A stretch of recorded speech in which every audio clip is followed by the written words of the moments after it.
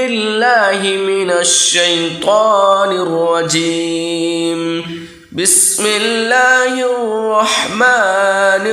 الرحيم. الرحمن علم القرآن خلق الإنسان علمه البيان. الشمس والقمر بحسبان والنجم والشجر يسجدان. والسماء رفعها ووضع الميزان ألا تطغوا في الميزان وأقيموا الوزن بالقسط ولا تخسروا الميزان. والأرض وضعها للأنام فيها فاكهة والنخل ذات الأكمام والحب ذو العصف والريحان. فبأي آلاء ربكما تكذبان. خلق الإنسان من صلصال كالفخار وخلق الجان من مارج من نار. فبأي آلاء ربكما تكذبان. رب المشرقين ورب المغربين. فبأي آلاء ربكما تكذبان. مرج البحرين يلتقيان بينهما برزخ لا يبغيان. فبأي آلاء ربكما تكذبان. يخرج منهما اللؤلؤ والمرجان. فبأي آلاء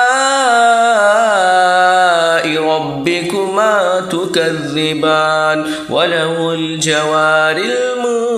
المنشآت في البحر كالأعلام. فبأي آلاء ربكما تكذبان. كل من عليها فان ويبقى وجه ربك ذو الجلال والإكرام.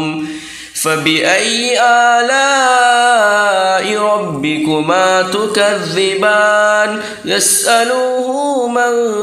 في السماوات والأرض كل يوم هو في شأن.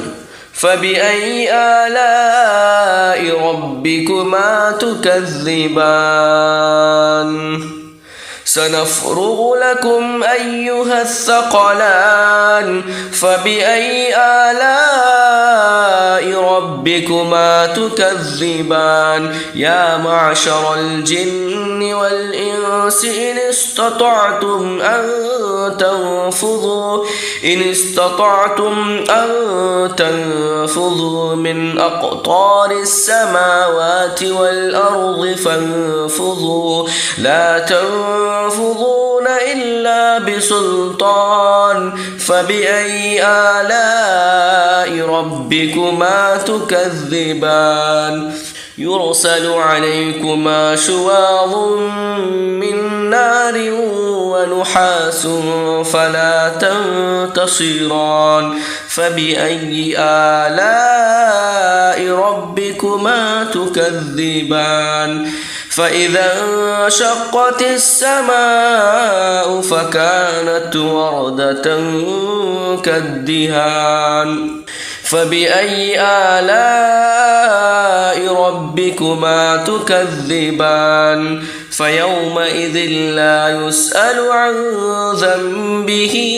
إنس ولا جان. فبأي آلاء ربكما تكذبان. يعرف المجرمون بسيماهم فيؤخذ بالنواصي والأقدام. فبأي آلاء ربكما تكذبان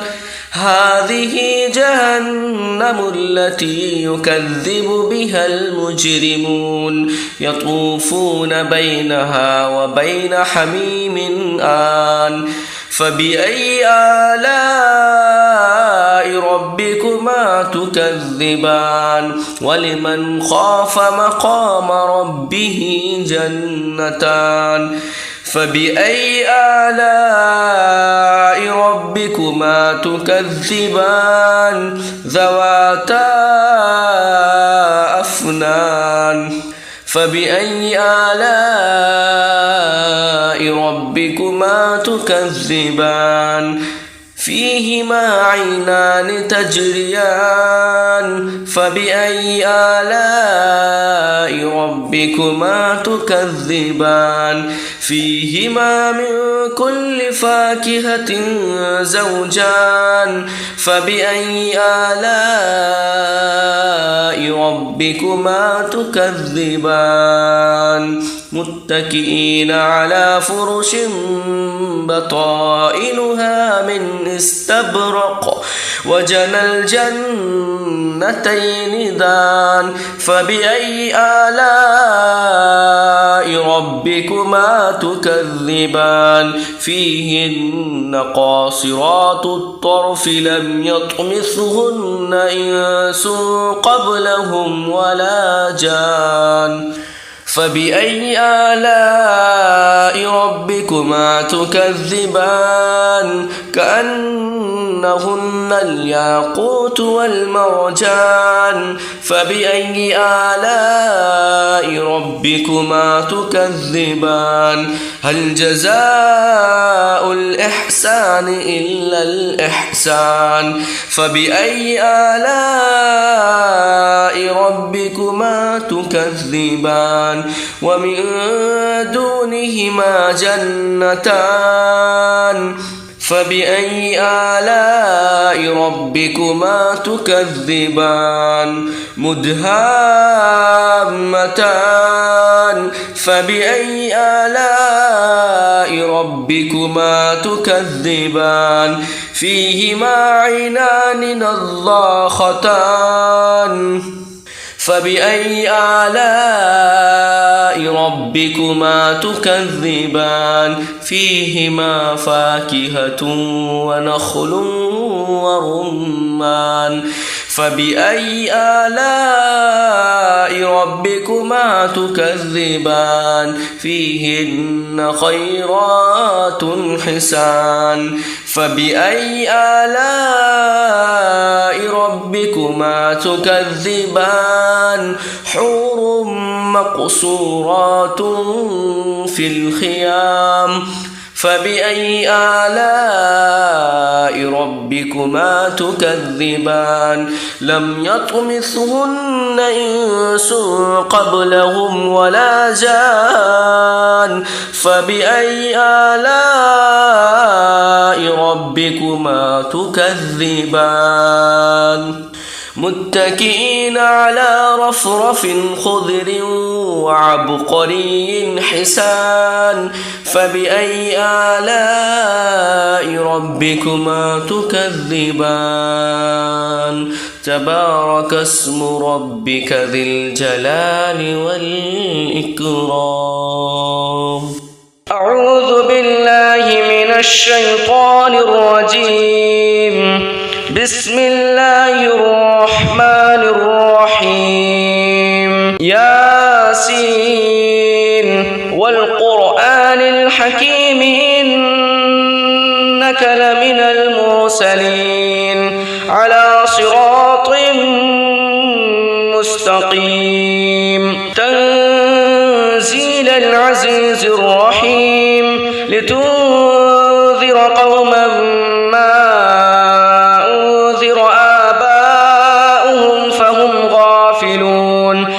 لقد حق القول على أكثرهم فهم لا يؤمنون إنا جعلنا في أعناقهم أغلالا فهي إلى الأذقان فهم مقمحون وجعلنا من بين أيديهم سدا ومن خلفهم سدا فأغشيناهم فهم لا يبصرون وسواء عليهم أأنذرتهم أم لم تنذرهم لا يؤمنون إنما تنذر من اتبع الذكر وخشي الرحمن بالغيب فبشره بمغفرة وأجر كريم إنا نحن نحيي الموتى ونكتب ما قدموا وآثارهم وكل شيء أحصيناه في إمام مبين واضرب لهم مثلا أصحاب القرية إذ جاءها المرسلون إذ أرسلنا إليهم 2 فكذبوهما فعززنا بثالث فقالوا إنا إليكم مرسلون قالوا ما أنتم إلا بشر مثلنا وما أنزل الرحمن من شيء إن أنتم إلا تكذبون قالوا ربنا يعلم إنا إليكم لمرسلون وما علينا إلا البلاغ المبين قالوا إنا تطيرنا بكم لئن لم تنتهوا لنرجمنكم وليمسنكم منا عذاب أليم قالوا طائركم معكم أئن ذكرتم بل أنتم قوم مسرفون وجاء من أقصى المدينة رجل يسعى قال يا قوم اتبعوا المرسلين اتبعوا من لا يسألكم أجرا وهم مهتدون وما لي لا أعبد الذي فطرني وإليه ترجعون أأتخذ من دونه آلهة إن يردني الرحمن بضر لا تغن عني شفاعتهم شيئا ولا ينقذون إني إذا لفي ضلال مبين إني آمنت بربكم فاسمعون قيل ادخل الجنة قال يا ليت قومي يعلمون بما غفر لي ربي وجعلني من المكرمين وما أنزلنا على قومه من بعده من جند من السماء وما كنا منزلين إن كانت إلا صيحة واحدة فإذا هم خامدون يا حسرة على العباد ما يأتيهم من رسول إلا كانوا به يستهزئون ألم يروا كم أهلكنا قبلهم من القرون أنهم إليهم لا يرجعون وإن كل لما جميع لدينا محضرون وآية لهم الأرض الميتة أحييناها وأخرجنا منها حبا فمنه يأكلون وجعلنا فيها جنات من نخيل وأعناب وفجرنا فيها من العيون ليأكلوا من ثمره وما عملته أيديهم أفلا يشكرون سبحان الذي خلق الأزواج كلها مما تنبت الأرض ومن أنفسهم ومما لا يعلمون وآية لهم الليل نسلخ منه النهار فإذا هم مظلمون والشمس تجري لمستقر لها ذلك تقدير العزيز العليم والقمر قدرناه منازل حتى عاد كالعرجون القديم لا الشمس ينبغي لها أن تدرك القمر ولا الليل سابق النهار وكل في فلك يسبحون وآية لهم أنا حملنا ذريتهم في الفلك المشحون وخلقنا لهم من مثله ما يركبون وإن نشأ نغرقهم فلا صريخ لهم ولا هم ينقذون إلا رحمة منا ومتاعا إلى حين وإذا قيل لهم اتقوا ما بين أيديكم وما خلفكم لعلكم ترحمون وما تأتيهم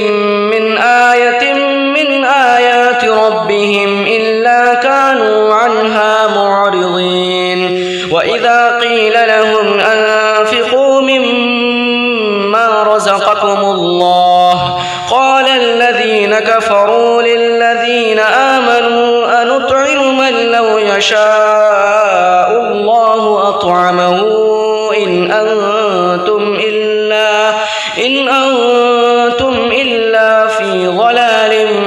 مبين ويقولون متى هذا الوعد إن كنتم صادقين ما ينظرون إلا صيحة واحدة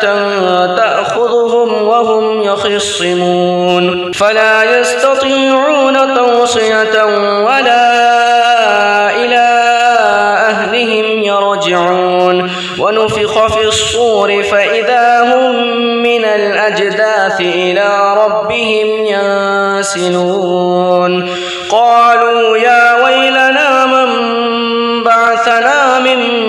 مرقدنا هذا ما وعد الرحمن وصدق المرسلون إن كانت إلا صيحة واحدة فإذا هم جميع لدينا محضرون فاليوم لا تظلم نفس شيئا ولا تجزون إلا ما كنتم تعملون إن أصحاب الجنة اليوم في شغل فاكهون هم وأزواجهم في ظلال على الأرائك متكئون لهم فيها فاكهة ولهم ما يدعون سلام قولا من رب رحيم وامتازوا اليوم أيها المجرمون ألم أعهد إليكم يا بني آدم ألا تعبدوا الشيطان إنه لكم عدو مبين وأن اعبدوني هذا صراط مستقيم ولقد أضل منكم جبلا كثيرا أفلم تكونوا تعقلون هذه جهنم التي كنتم توعدون اصلوها اليوم بما كنتم تكفرون اليوم نختم على أفواههم وتكلمنا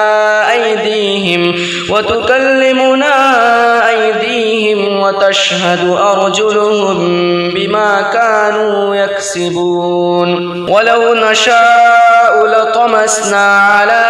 أعينهم فاستبقوا الصراط فأنى يبصرون ولو نشاء لمسخناهم على مكانتهم فما استطاعوا مضيا ولا يرجعون ومن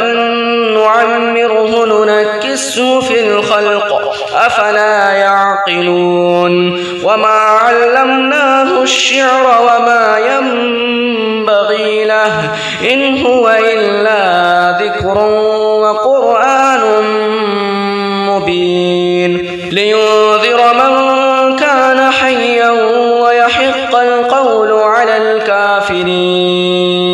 أولم يروا أنا خلقنا لهم مما عملت أيدينا أنعاما فهم لها مالكون وذللناها لهم فمنها ركوبهم ومنها يأكلون ولهم فيها منافع ومشارب أفلا يشكرون واتخذوا من دون الله آلهة لعلهم ينصرون لا يستطيعون نصرهم وهم لهم جند محضرون فلا يحزنك قولهم إنا نعلم ما يسرون وما يعلنون أولم ير الإنسان أنا خلقناه من نطفة فإذا هو خصيم مبين وضرب لنا مثلا ونسي خلقه قال من يحيي العظام وهي رميم قل يحييها الذي أنشأها أول مرة وهو بكل خلق عليم الذي جعل لكم من الشجر الأخضر نارا فإذا أنتم منه توقدون أوليس الذي خلق السماوات والأرض بقادر على أن يخلق مثلهم بلى وهو الخلاق العليم إنما أمره إذا أراد شيئا أن يقول له كن فيكون فسبحان الذي بيده ملكوت كل شيء وإليه ترجعون أعوذ بالله من الشيطان الرجيم بسم الله الرحمن الرحيم الرحمن علم القرآن خلق الإنسان علمه البيان الشمس والقمر بحسبان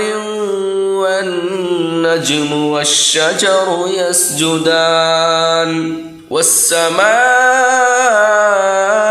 رفعها ووضع الميزان ألا تطغوا في الميزان وأقيموا الوزن بالقسط ولا تخسروا الميزان والأرض وضعها للأنام فيها فاكهة والنخل ذات الأكمام والحب ذو العصف والريحان فبأي آلاء ربكما تكذبان خلق الإنسان من صلصال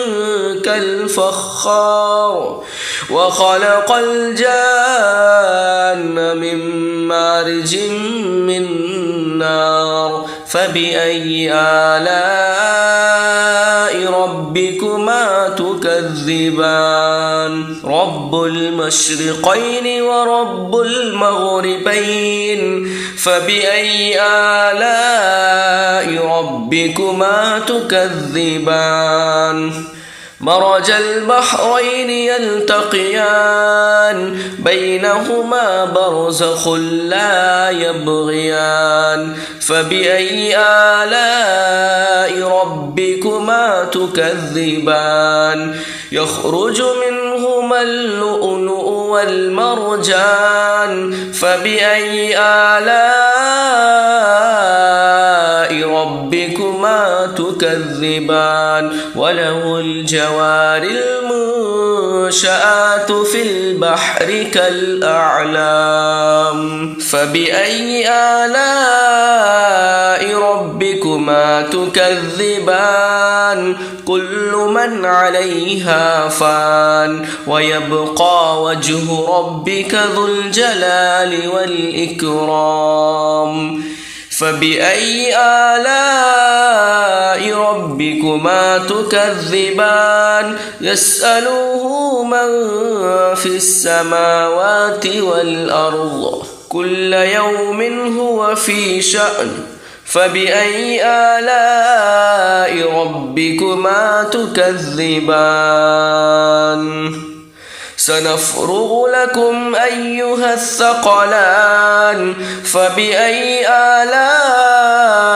ربكما تكذبان يا معشر الجن والإنس إن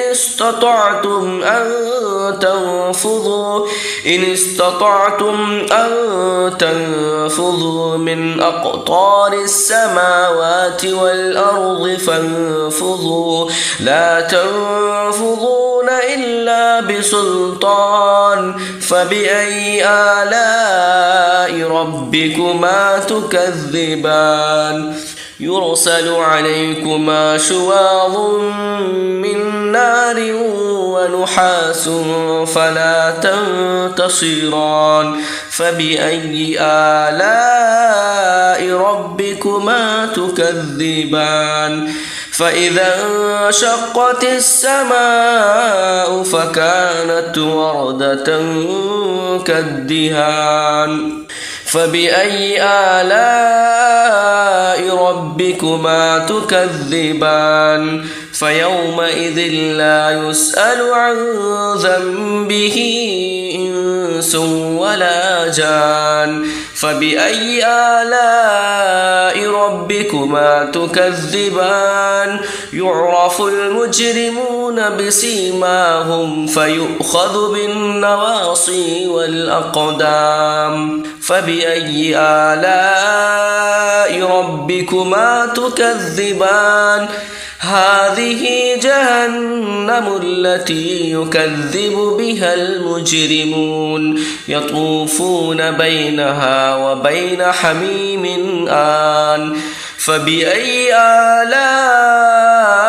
ربكما تكذبان ولمن خاف مقام ربه جنتان فبأي آلاء ربكما تكذبان ذواتا أفنان فبأي آلاء ربكما تكذبان فيهما عينان تجريان فبأي آلاء ربكما تكذبان فيهما من كل فاكهة زوجان فبأي آلاء ربكما تكذبان متكئين على فرش بطائنها من استبرق وجنى الجنتين دان فبأي آلاء ربكما تكذبان فيهن قاصرات الطرف لم يطمثهن إنس قبلهم ولا جان فبأي آلاء ربكما تكذبان كأنهن الياقوت والمرجان فبأي آلاء ربكما تكذبان هل جزاء الإحسان إلا الإحسان فبأي آلاء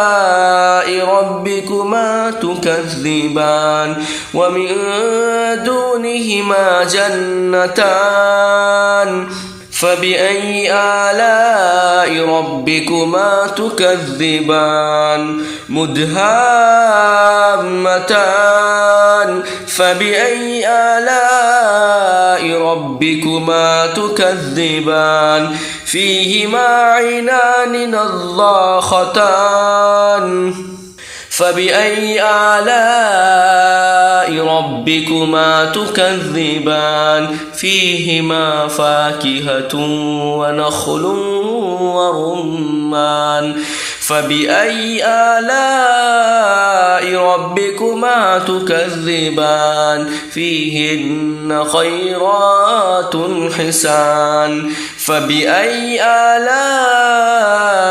ربكما تكذبان حور مقصورات في الخيام فبأي آلاء ربكما تكذبان لم يطمثهن إنس قبلهم ولا جان فبأي آلاء ربكما تكذبان متكئين على رفرف خضر وعبقري حسان فبأي آلاء ربكما تكذبان تبارك اسم ربك ذي الجلال والإكرام أعوذ بالله من الشيطان الرجيم بسم الله الرحمن الرحيم ياسين والقرآن الحكيم إنك لمن المرسلين على صراط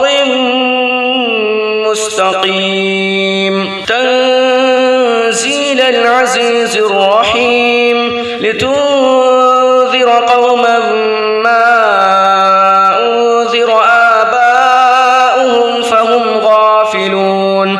لقد حق القول على أكثرهم فهم لا يؤمنون إنا جعلنا في أعناقهم أغلالا فهي إلى الأذقان فهم مقمحون وجعلنا من بين أيديهم سدا ومن خلفهم سدا فأغشيناهم فهم لا يبصرون وسواء عليهم أأنذرتهم أم لم تنذرهم لا يؤمنون إنما تنذر من اتبع الذكر وخشي الرحمن بالغيب فبشره بمغفرة وأجر كريم إنا نحن نحيي الموتى ونكتب ما قدموا وآثارهم وكل شيء أحصيناه في إمام مبين واضرب لهم مثلا أصحاب القرية إذ جاءها المرسلون إذ أرسلنا إليهم اثنين فكذبوهما فعززنا بثالث فقالوا إنا إليكم مرسلون قالوا ما أنتم إلا بشر مثلنا وما أنزل الرحمن من شيء إن أنتم إلا تكذبون قالوا ربنا يعلم إنا إليكم لمرسلون وما علينا إلا البلاغ المبين قالوا إنا تطيرنا بكم لئن لم تنتهوا لنرجمنكم وليمسنكم منا عذاب أليم قالوا طائركم معكم أئن ذكرتم بل أنتم قوم مسرفون وجاء من أقصى المدينة رجل يسعى قال يا قوم اتبعوا المرسلين اتبعوا من لا يسألكم أجرا وهم مهتدون وما لي لا أعبد الذي فطرني وإليه ترجعون أأتخذ من دونه آلهة تغن عني شفاعتهم شيئا ولا ينقذون إني إذا لفي ضلال مبين إني آمنت بربكم فاسمعون قيل ادخل الجنة قال يا ليت قومي يعلمون بما غفر لي ربي وجعلني من المكرمين وما أنزلنا على قومه من بعده من جند من السماء وما كنا منزلين إن كانت إلا صيحة واحدة فإذا هم خامدون يا حسرة على العباد ما يأتيهم من رسول إلا كانوا به يستهزئون ألم يروا كم أهلكنا قبلهم من القرون أنهم إليهم لا يرجعون وإن كل لما جميع لدينا محضرون وآية لهم الأرض الميتة أحييناها وأخرجنا منها حبا فمنه يأكلون وجعلنا فيها جنات من نخيل وأعناب وفجرنا فيها من العيون ليأكلوا من ثمره وما عملته أيديهم أفلا يشكرون سبحان الذي خلق الأزواج كلها مما تنبت الأرض ومن أنفسهم ومما لا يعلمون وآية لهم الليل نسلخ منه النهار فإذا هم مظلمون والشمس تجري لمستقر لها ذلك تقدير العزيز العليم والقمر قدرناه منازل حتى عاد كالعرجون القديم لا الشمس ينبغي لها أن تدرك القمر ولا الليل سابق النهار وكل في فلك يسبحون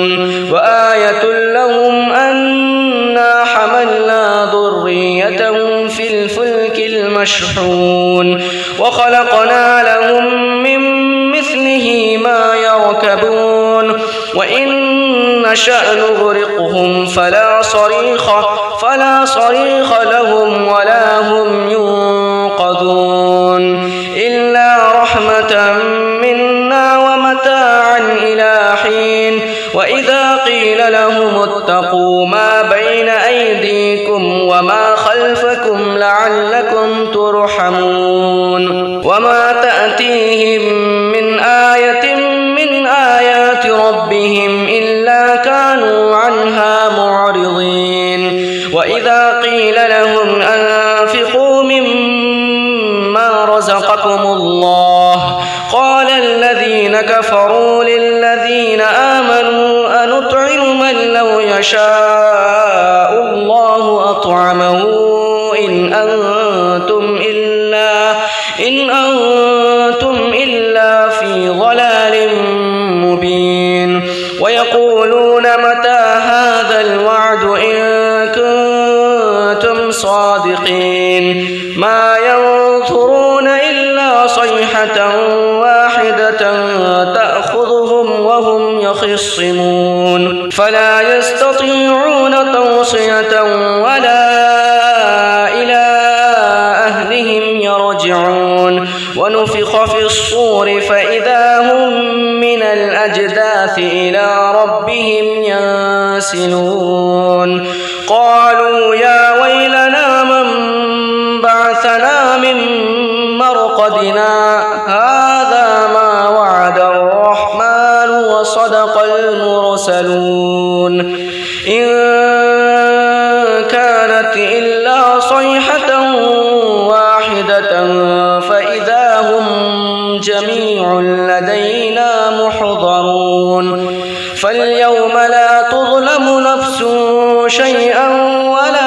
تجزون إلا ما كنتم تعملون إن أصحاب الجنة اليوم في شغل فاكهون هم وأزواجهم في ظلال على الأرائك متكئون لهم فيها فاكهة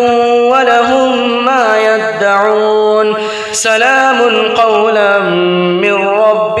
رحيم وامتازوا اليوم أيها المجرمون ألم أعهد إليكم يا بني آدم ألا تعبدوا الشيطان إنه لكم عدو مبين وأن اعبدوني هذا صراط مستقيم ولقد أضل منكم جبلا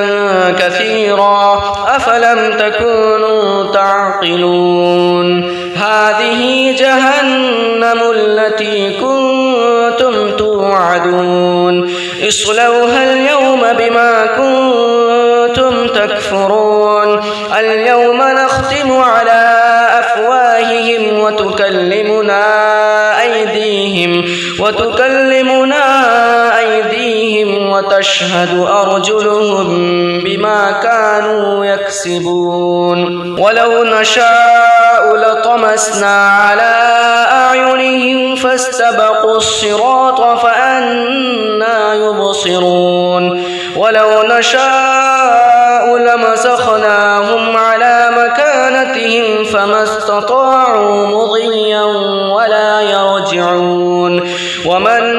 نعمره ننكسه في الخلق أفلا يعقلون وما علمناه الشعر وما ينبغي له إن هو إلا ذكر وقرآن مبين لينذر من كان حيا ويحق القول على الكافرين أولم يروا أنا خلقنا لهم مما عملت أيدينا أنعاما فهم لها مالكون وذللناها لهم فمنها ركوبهم ومنها يأكلون ولهم فيها منافع ومشارب أفلا يشكرون واتخذوا من دون الله آلهة لعلهم ينصرون لا يستطيعون نصرهم وهم لهم جند محضرون فلا يحزنك قولهم إنا نعلم ما يسرون وما يعلنون أولم ير الإنسان أنا خلقناه من نطفة فإذا هو خصيم مبين وضرب لنا مثلا ونسي خلقه قال من يحيي العظام وهي رميم قل يحييها الذي أنشأها أول مرة وهو بكل خلق عليم الذي جعل لكم من الشجر الأخضر نارا فإذا أنتم منه توقدون أوليس الذي خلق السماوات والأرض بقادر على أن يخلق مثلهم بلى وهو الخلاق العليم إنما أمره إذا أراد شيئا أن يقول له كن فيكون فسبحان الذي بيده ملكوت كل شيء وإليه ترجعون.